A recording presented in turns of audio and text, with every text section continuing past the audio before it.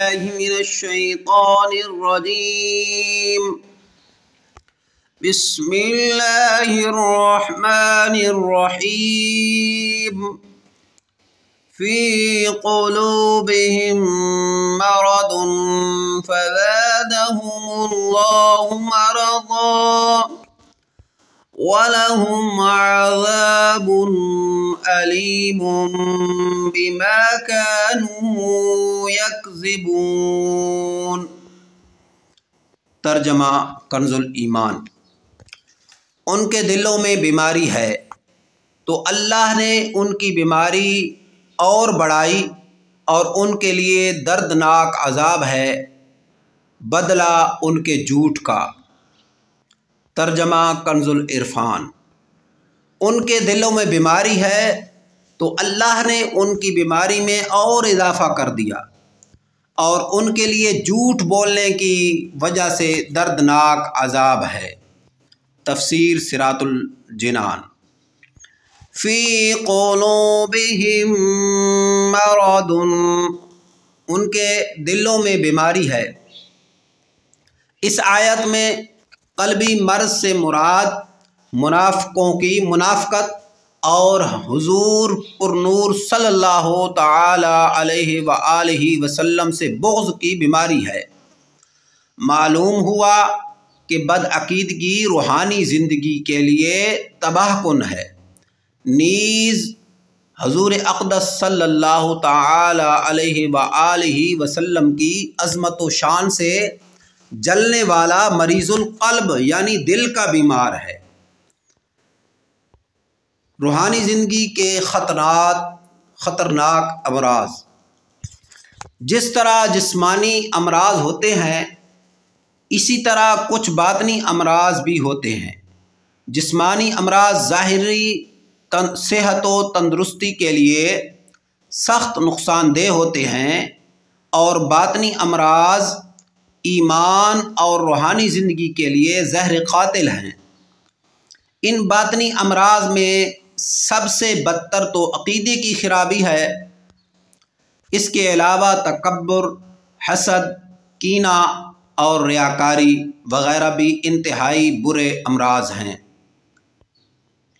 ہر مسلمان کو چاہیے کہ باطنی امراض سے متعلق معلومات حاصل کر کے ان سے نجات حاصل کرنے کی کوشش کرے، اور اس کے لیے بطور خاص امام غزالی رحمۃ اللہ علیہ کی مشہور کتاب احیاء العلوم کی 3 جلد کا مطالعہ بہت مفید ہے۔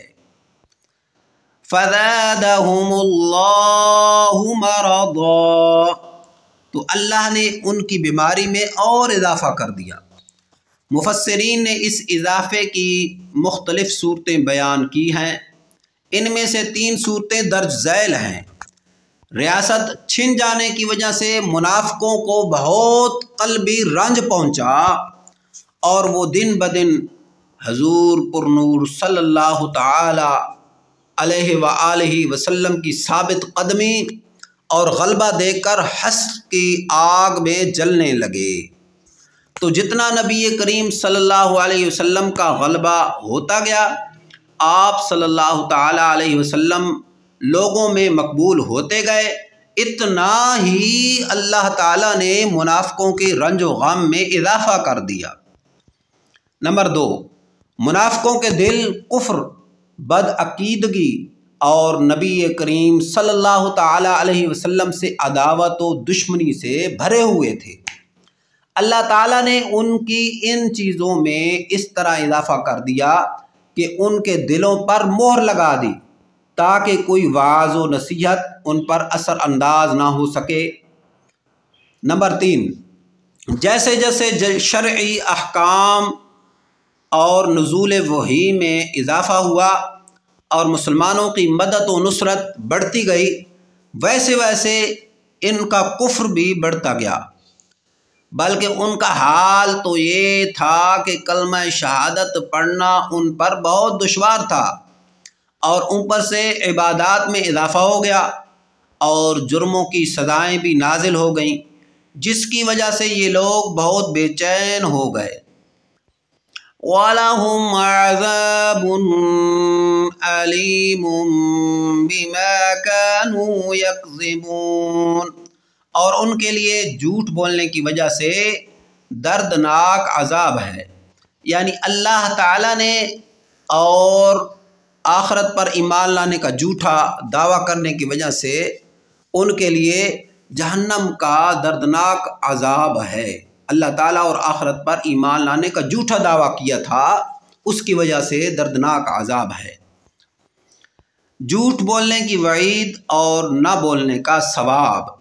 इस आयत से मालूम हुआ कि झूठ बोलना हराम है, इस पर दर्दनाक अजाब की वईद है।